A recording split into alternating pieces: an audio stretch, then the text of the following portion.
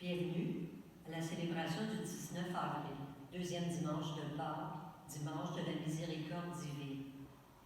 8 jours après la fête de Pâques, le Seigneur nous rassemble pour renouveler sa présence au milieu de nous et relancer notre mission de disciples missionnaires. Puisse la joie de notre célébration devenir contagieuse.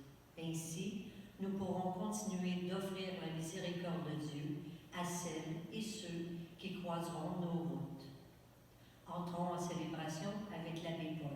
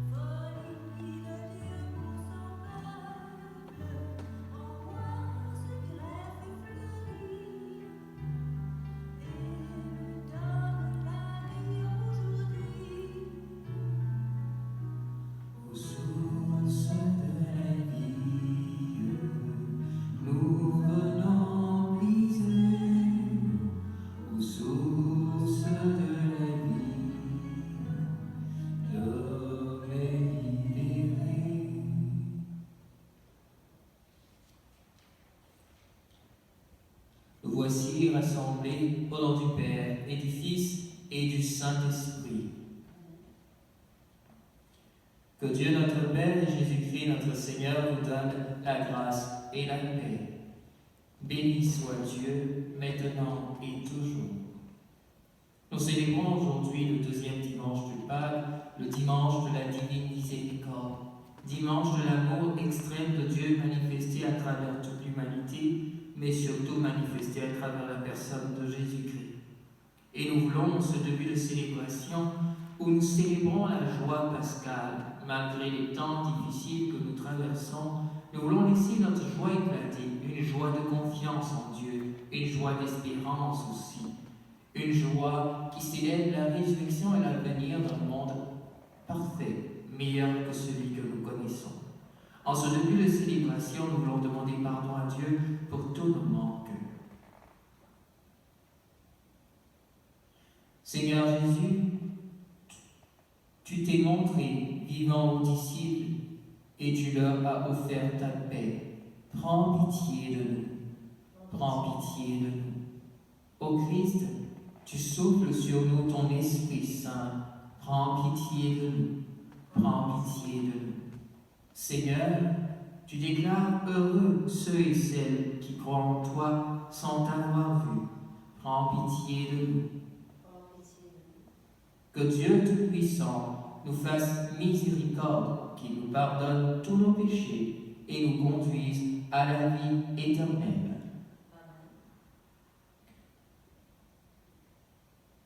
Ensemble, célébrons la gloire de Dieu.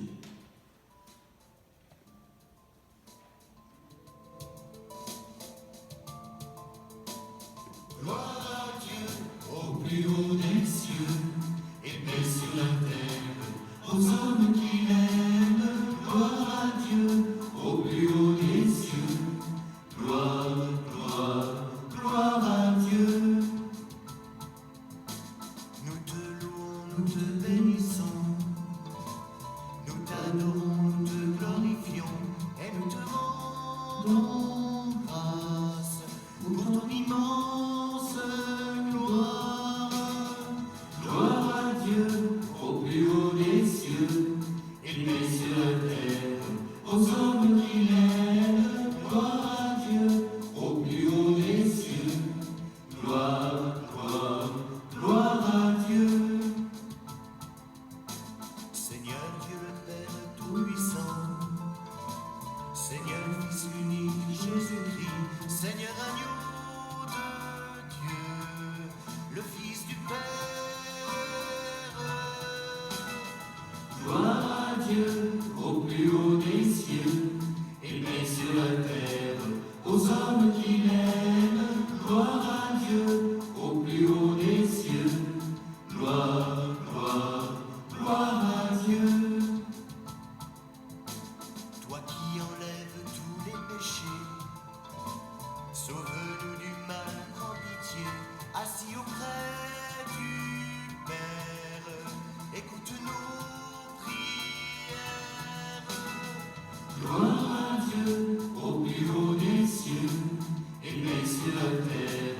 aux hommes qui l'aiment, gloire à Dieu, au plus haut des cieux.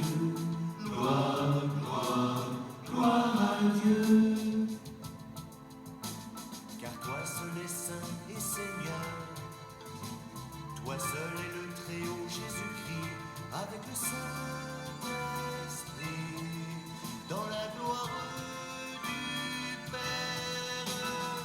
Gloire à Dieu, au plus haut des cieux, et paix sur la terre, aux hommes qui l'aiment. Gloire à Dieu, au plus haut des cieux. Gloire, gloire, gloire à Dieu.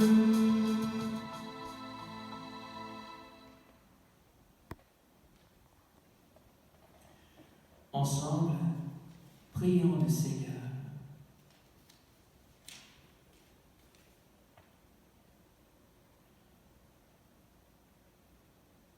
Dieu de miséricorde infinie, tu ranimes la foi de ton peuple par les célébrations pascales. Augmente en nous ta grâce pour que nous comprenions toujours mieux quel baptême nous a purifiés, quel esprit nous a fait renaître et quel sang nous a rachetés. Nous te le demandons par Jésus-Christ, notre Seigneur. Ensemble, écoutons la parole de Dieu. Lecture du livre des Actes des Apôtres.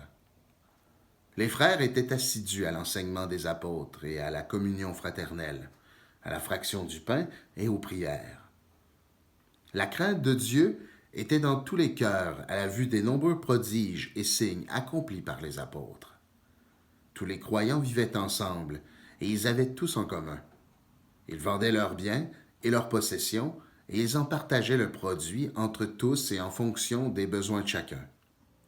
Chaque jour, d'un même cœur, ils fréquentaient assidûment le temple. Ils rompaient le pain dans la maison, ils prenaient leur repas avec allégresse et simplicité de cœur. Ils louaient Dieu et avaient la faveur du peuple tout entier. Chaque jour, le Seigneur leur adjoignait ceux qui allaient être sauvés. Parole du Seigneur. Nous rendons grâce à Dieu. Rendez grâce au Seigneur. Il est bon, éternel est son amour. Oui, que le dise Israël, éternel est son amour. Que le dise la maison d'Aaron, éternel est son amour. Qu'ils le disent ceux qui craignent le Seigneur, éternel est son amour. Rendez grâce au Seigneur, il est bon, éternel est son amour. On m'a poussé, bousculé pour m'abattre, mais le Seigneur m'a défendu. Ma force et mon chant, c'est le Seigneur.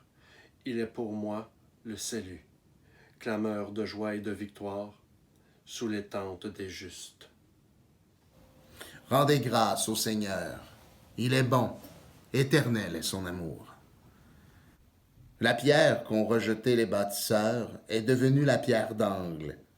C'est là l'œuvre du Seigneur. La merveille devant nos yeux. Voici le jour que fit le Seigneur. Qu'il soit pour nous jour de fête et de joie. Rendez grâce au Seigneur, il est bon, éternel est son amour. Lecture de la première lettre de Saint Pierre apôtre.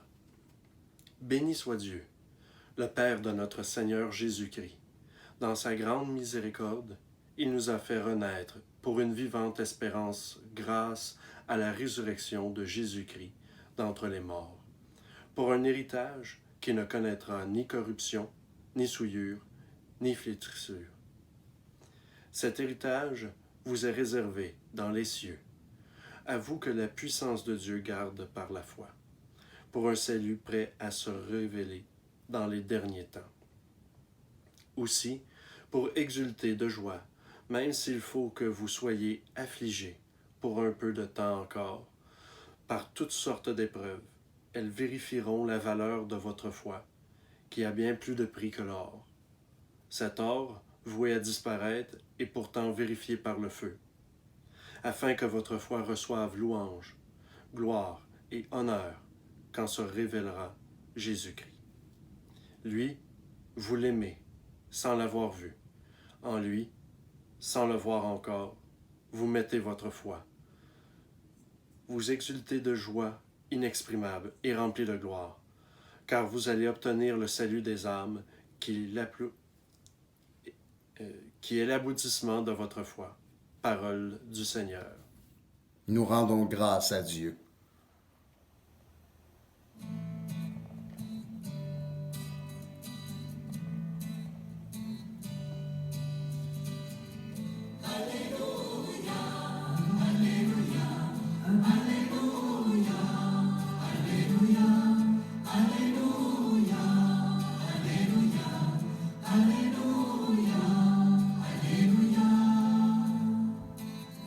Nous écoutons ta parole, que tu sèmes en nos vies, pour goûter ta sagesse. Donne-nous ton esprit.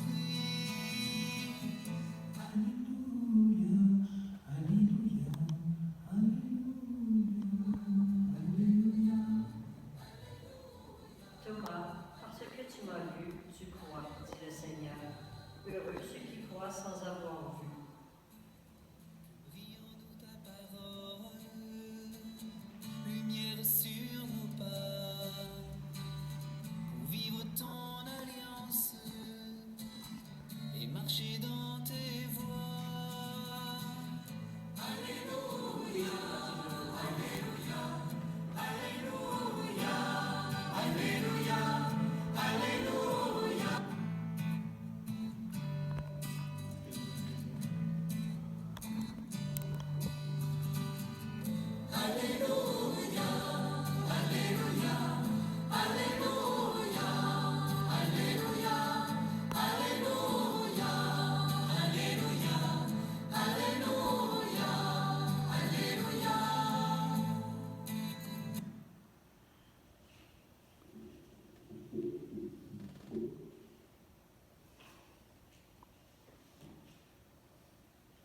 Le Seigneur soit avec vous.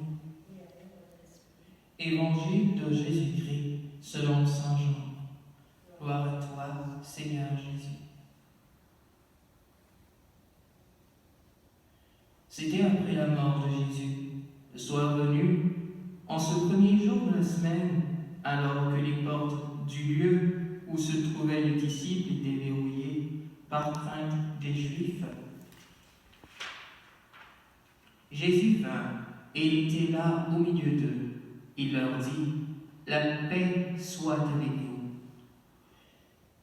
Après ces paroles, il leur montra ses mains et son côté. Les disciples furent remplis de joie en voyant le Seigneur. Jésus leur dit de nouveau, « La paix soit avec vous. De même que le Père m'a envoyé, moi aussi je vous envoie. » Ayant ainsi parlé, il souffla sur eux et il leur dit, « Recevez l'Esprit Saint. À qui vous remettrez ses péchés, ils seront remis. À qui vous maintiendrez ses péchés, ils seront maintenus. » Or, l'un des 12, Thomas, appelé Didier, c'est-à-dire jumeau, n'était pas avec eux quand Jésus était venu. Les autres disciples disaient, « Nous avons vu le Seigneur. » Mais il leur déclara, « Si je ne vois pas dans ses mains la marque des clous, si je ne mets pas mon doigt dans la marque des clous, si je ne mets pas la main dans son côté, non, je ne croirai pas. » 8 jours plus tard, les disciples se trouvaient de nouveau dans la maison et Thomas était avec eux. Jésus vient, alors que les portes étaient verrouillées, et il était là au milieu d'eux. Il dit, « La paix soit avec vous. » Puis il dit à Thomas, « Avance ton doigt ici et vois mes mains.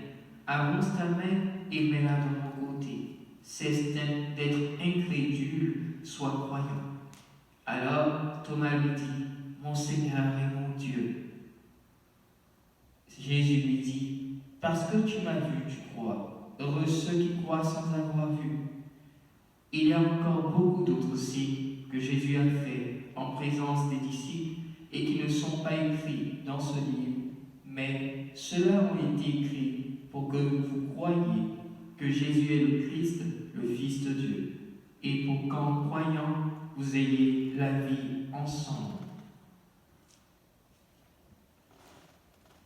Acclamons la parole de Dieu. Louange à toi, Seigneur Jésus.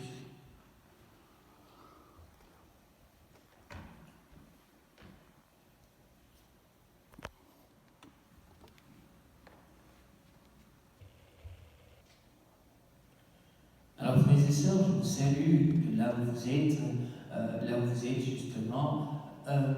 J'aimerais commencer mon homélie en faisant ces belles salutations pascales. Le Christ est ressuscité, alléluia, alléluia. Je suppose que vous connaissez la réponse. Il est vraiment ressuscité, alléluia, alléluia.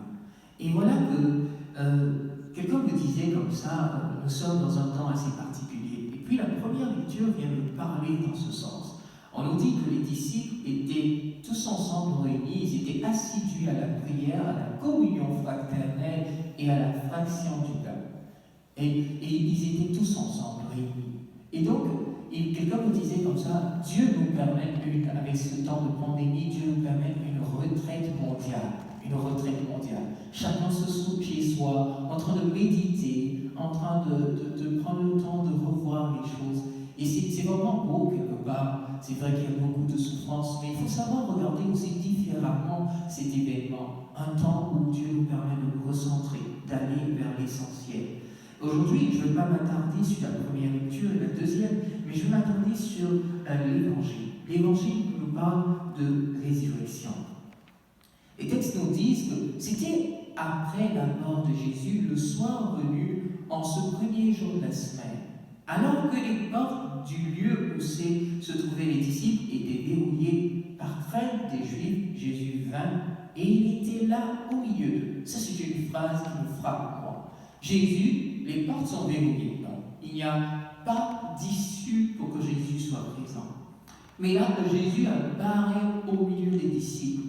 Et c'est normal on dit qu'ils ont peur. C'est normal parce qu'on n'a jamais vu ça. Jésus n'a jamais fait ça auparavant. Combien même il a fait bien des miracles devant les disciples, et ça c'est quelque chose d'extraordinaire.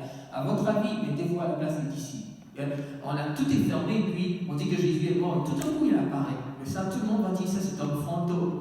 C'est un fantôme. Il y a forcément la crainte du revenant, comme on dit souvent. Alors, Jésus dit non, c'est moi. C'est moi. Il leur montre ses mains pour dire que c'est bien lui. En fait, la résurrection vient nous plonger dans une nouvelle dynamique d'existence. Pas l'existence dans le corps comme nous le connaissons, mais une nouvelle dynamique qui est celle du corps ressuscité, du corps glorifié. Alors ce corps-là a deux particularités fondamentales. Il n'est plus sujet au temps, donc il est atemporel. Il n'est plus sujet à l'espace, il est aspatial, hors de l'espace et hors du temps. De ce fait, n'étant pas sujet à la matière et donc à l'espace, Jésus peut apparaître au milieu des disciples. Mais en même temps, il est physique parce qu'il leur montre, il leur dit « touchez-moi », etc., etc. Donc il est toujours physique. Et l'autre chose, c'est que, étant atemporel, hors du temps, il peut pénétrer la dimension de vie spirituelle dans une nouvelle dynamique. Vous savez que le monde où la dynamique de vie existentielle est la dynamique d'une vie physique qu'on voit et une vie invisible spirituelle qu'on ne voit pas. Alors, désormais, avec ce corps glorifié, Jésus peut rentrer dans les deux dynamiques. Et il y a quelque chose de très frappant. On dit après ces paroles, donc il leur montre son côté, ses mains, et les disciples furent remplis de joie en voyant le Seigneur. La joie pascale. Imaginez, ils ont été privés de sa présence, et tout d'un coup, ils le retrouvent là, avec un rayonnement tout à fait nouveau, avec une dynamique tout à fait nouvelle. C'est cette joie qui nous doit nous habiter concernant la résurrection de Jésus. Une dynamique nouvelle pour le corps humain, une dynamique nouvelle pour la vie humaine. L'autre chose qu'il fait, il leur donne la paix. La paix soit avec vous. Et Jésus insiste toujours sur le fait de donner la paix. Et je pense que c'est quelque chose que nous devons garder. Souhaiter la paix autour de nous, surtout en ces moments difficiles. Mon frère, ma soeur, la paix soit avec toi. En souhaitant qu'il retrouve cette sérénité intérieure que beaucoup d'entre nous, on a perdu du fait des événements que nous connaissons. Ensuite, Jésus, j'ai bien envie de vous poser, vous n'êtes pas devant moi pour me répondre, mais ce n'est pas grave, je vous poserai la question, quand est-ce que les disciples ont reçu le Saint-Esprit pour la première fois? Quand est-ce qu'ils l'ont reçu pour la première fois? Et vous allez tous me dire à la Pentecôte, je suis sûr. Mais ces textes nous montrent qu'ils n'ont pas reçu le Saint-Esprit pour la première fois à la Pentecôte. Je vous lis ce qui est écrit. Jésus dit de nouveau, la paix soit avec vous. De même que le Père m'a envoyé, moi aussi je vous envoie. Ayant ainsi parlé, il souffla sur eux. Et il leur dit, recevez l'Esprit Saint. Alors si on est juste et si on est fidèle aux Écritures, le Seigneur ne leur donne pas pour la première fois l'Esprit à la Pentecôte. Ils reçoivent l'Esprit à Pâques. Alors ça montre encore toute la grandeur de Pâques. C'est à Pâques, étant ressuscité, il reprend sur eux le souffle et leur dit, recevez l'Esprit Saint. Mais faisons attention, et qu'est-ce qui est lié à cet accueil de l'Esprit Saint? Ce qui est lié à cet accueil de l'Esprit Saint, c'est ceci. Recevez le Saint-Esprit, l'Esprit Saint, pardon, à qui vous remettrez ses péchés, ils seront remis. À qui vous maintiendrez ses péchés, ils seront maintenus. Ce don de l'Esprit Saint vient comme être accompagné d'une pensée, laquelle le pardon des péchés. Combien de fois je n'ai pas entendu des chrétiens dire « Ah, le prêtre lui-même, il est pécheur, comment il peut me pardonner les péchés ?» Mais Jésus, ayant répandu sur ses disciples le souffle de l'Esprit Saint, il dit donc, vous avez désormais le pouvoir de pardonner les péchés. Et je m'interroge, pourquoi se priver de ce sacrement, surtout quand nous savons que c'est au jour de la résurrection que Jésus trouve nécessaire de donner ce sacrement à ses disciples, le sacrement de la réconciliation, le pardon des péchés. Alors ça doit nous interpeller, ça doit nous faire réfléchir.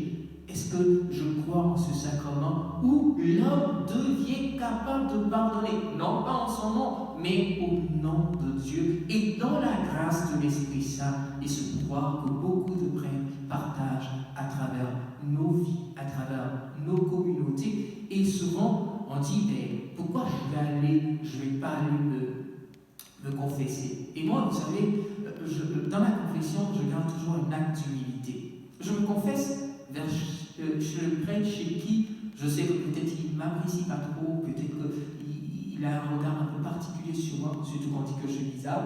Donc je me dis, c'est vers lui avec beaucoup d'humilité que je dois aller. Et certains me disent, certaines personnes qui me connaissent, qui sont proches de moi, mais tu sais que le gars il t'aime pas et tu vas lui dire tes péchés. Et s'il le répétait, mais si ce prêtre-là le répète, c'est qu'il n'a rien compris de la valeur de son sacerdoce. Puis laissez-moi vous dire une vérité. Après avoir entendu une personne, 2 personnes, 3 personnes, on voit toute la misère de l'humanité.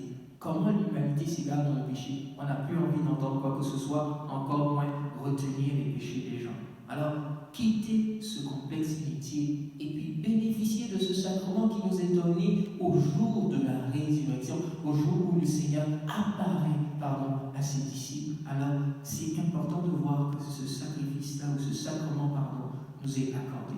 Je termine donc en faisant une petite clarification, mais ça, elle est personnelle, c'est une interprétation personnelle. Si donc l'Esprit Saint a été donné à Pâques, les disciples ne manifestent pas tout de suite la puissance de l'Esprit. Mais à Pentecôte, ils reçoivent l'effusion de l'Esprit Saint. Effuser, c'est-à-dire remplir jusqu'au rabord pour que ça explose. Donc, ils reçoivent l'Esprit à Pâques. Il est vivant en eux, il leur donne une certaine aptitude.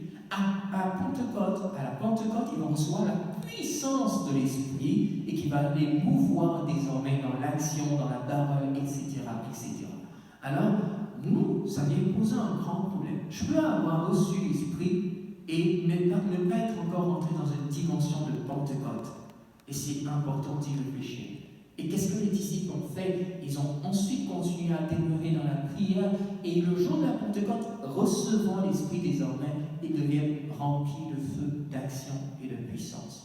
Alors voilà un peu ce sur quoi je voulais insister. L'autre chose, c'est 8 jours plus tard, donc un des disciples n'est pas là. Thomas Thomas, lui, le croyait.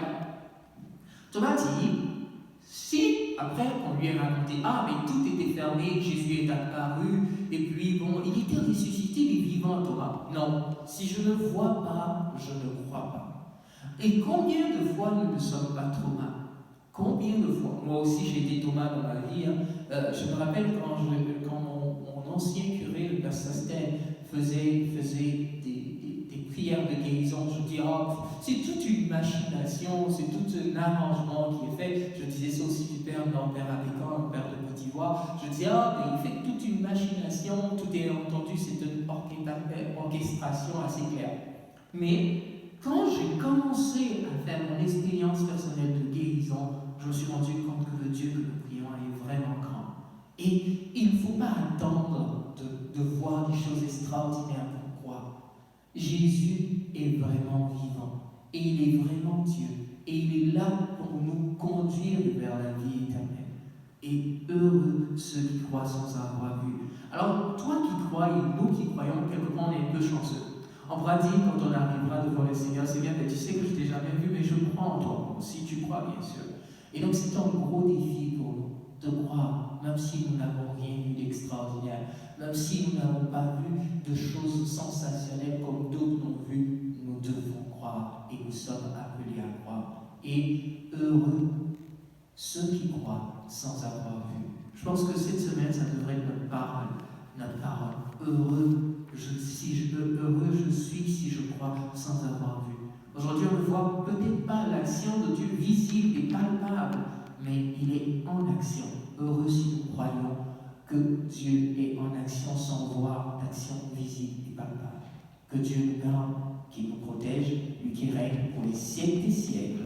Amen.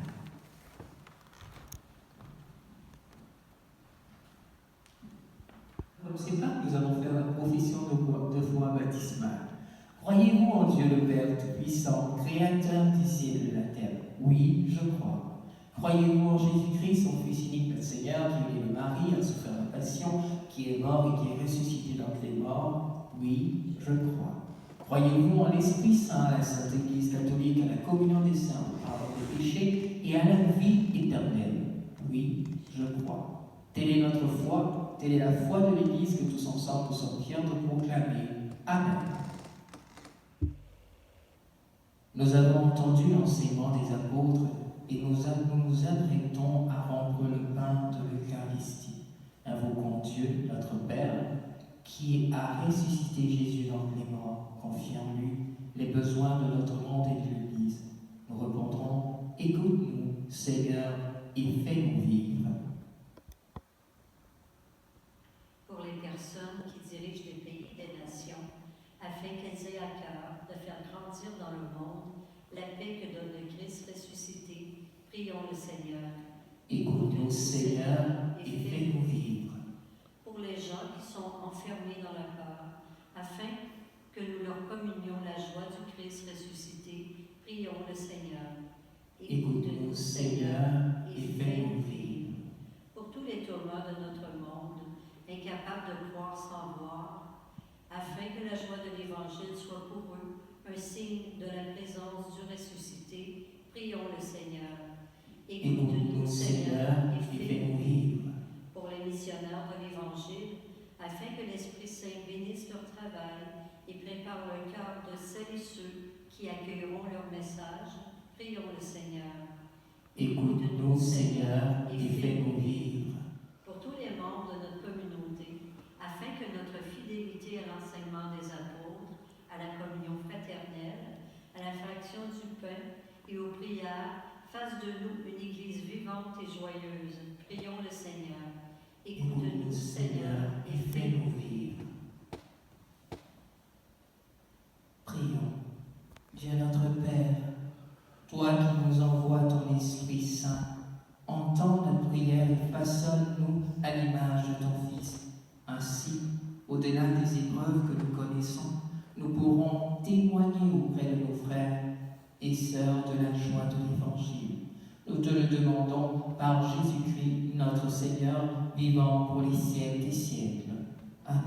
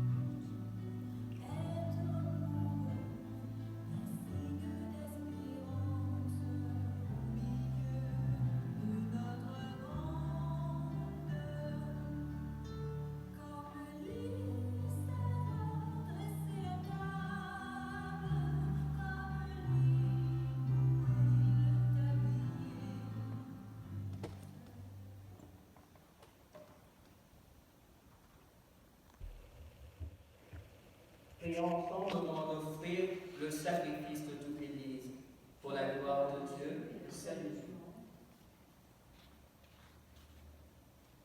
Accueille avec bonté, Seigneur, les offrandes de tes fidèles, renouvelle-les par la foi et le baptême, qu'ils parviennent au bonheur sans fin. Nous te le demandons par Jésus le Christ, notre Seigneur.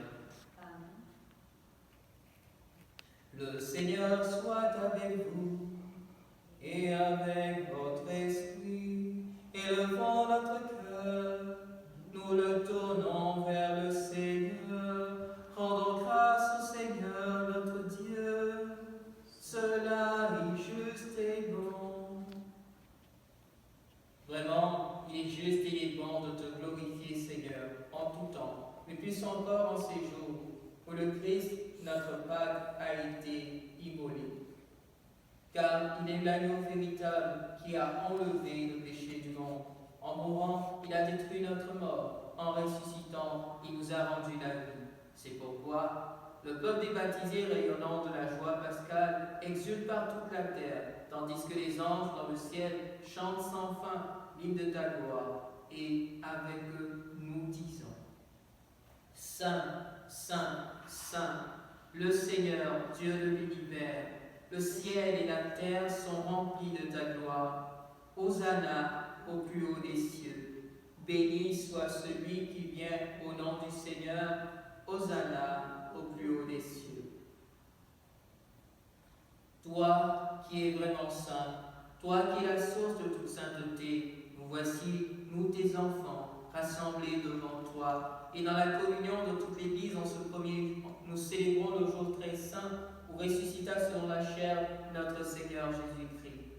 Par lui, que tu as élevé à ta droite, Dieu notre Père, nous te prions.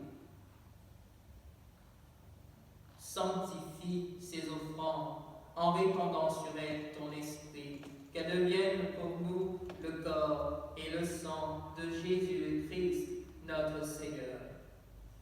Au moment de livrer et d'entrer librement dans sa passion, il prit le pain, il rendit grâce, il le rompit et le donna à ses disciples en disant: Prenez et mangez-en tous, ceci est mon corps livré pour vous.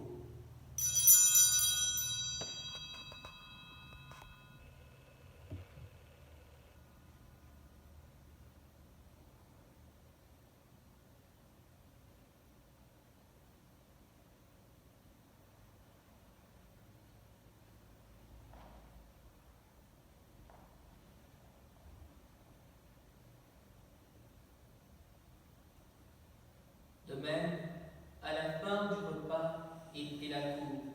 De nouveau, il la donna à ses disciples en disant: Prenez et buvez-en tous, car ceci est la coupe de mon sang, le sang d'alliance nouvelle et éternelle, qui sera versé pour vous et pour la multitude, en rémission des péchés. Vous ferez cela en mémoire de moi.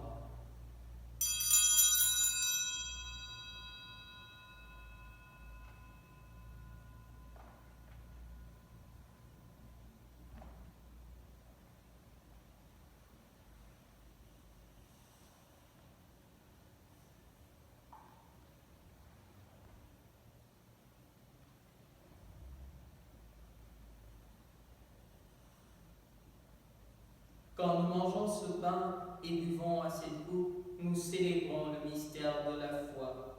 Nous rappelons ta mort, Seigneur ressuscité, et nous attendons que tu viennes. Faisant ici mémoire de la mort et de la résurrection de ton Fils, nous t'offrons, Père, le pain de la vie et la coupe du salut, et nous te disons merci, car tu nous as choisis pour servir en ta présence. Humblement, nous te demandons qu'en ayant part au corps et au sang du Christ, nous soyons rassemblés par l'Esprit Saint en un seul corps, en une seule famille.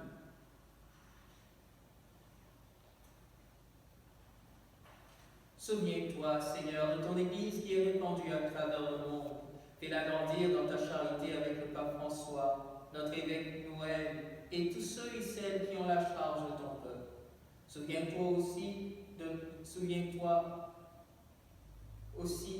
de nos frères et de nos sœurs qui se sont endormis dans l'espérance de la résurrection, de tous les hommes et femmes qui ont quitté cette vie. Reçois-les dans ta lumière auprès de toi.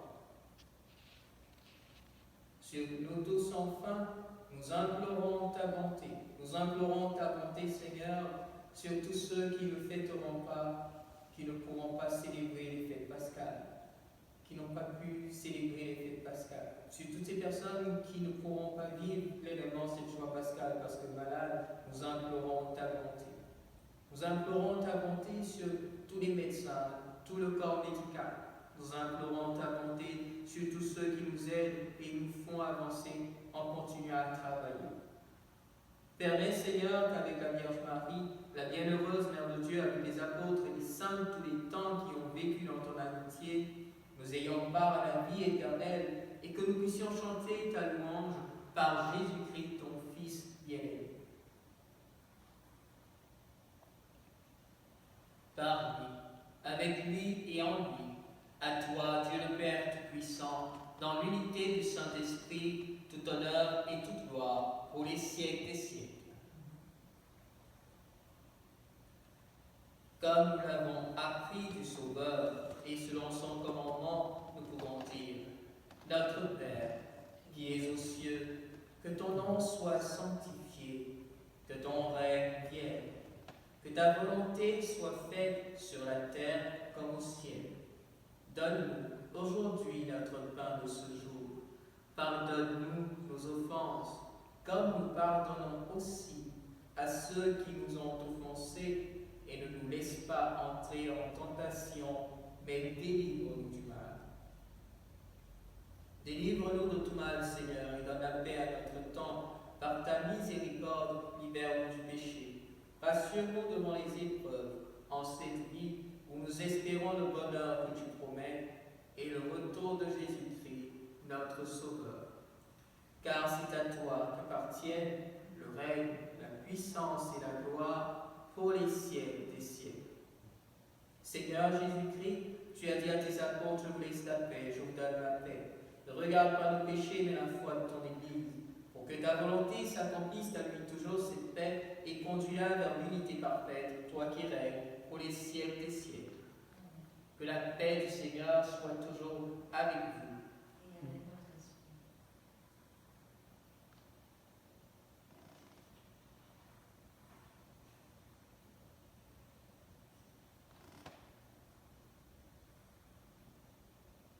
Agneau de Dieu, qui enlève le péché du monde, prends pitié de nous.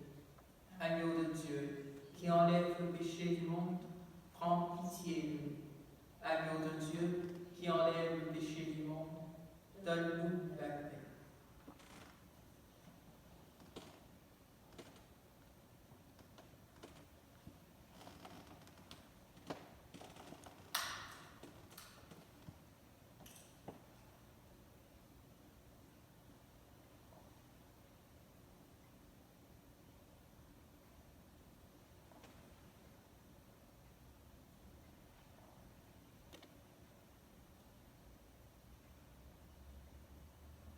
Heureux sommes-nous invités au repas du Seigneur. Voici Jésus-Christ, l'agneau de Dieu qui enlève le péché du monde. Seigneur, je ne suis pas digne de te recevoir, mais dis seulement une parole, et je serai guéri.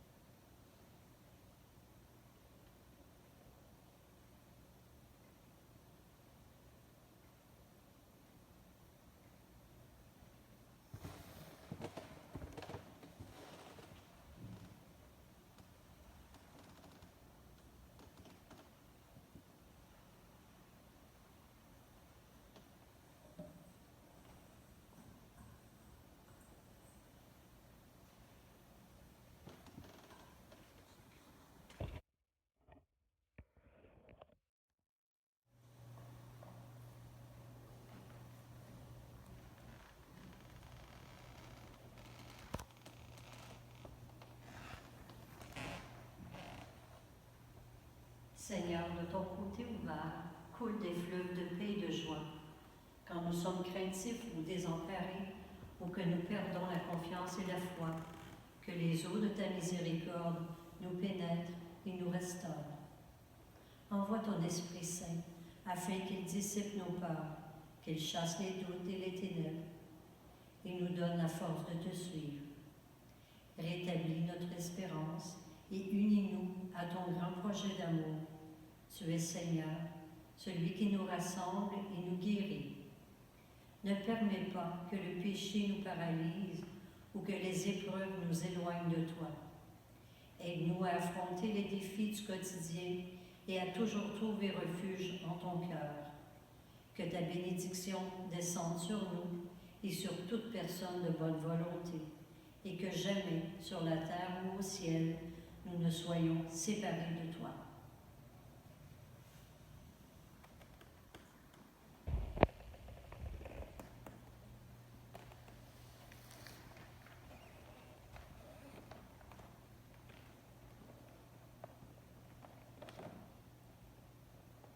Prions encore le Seigneur.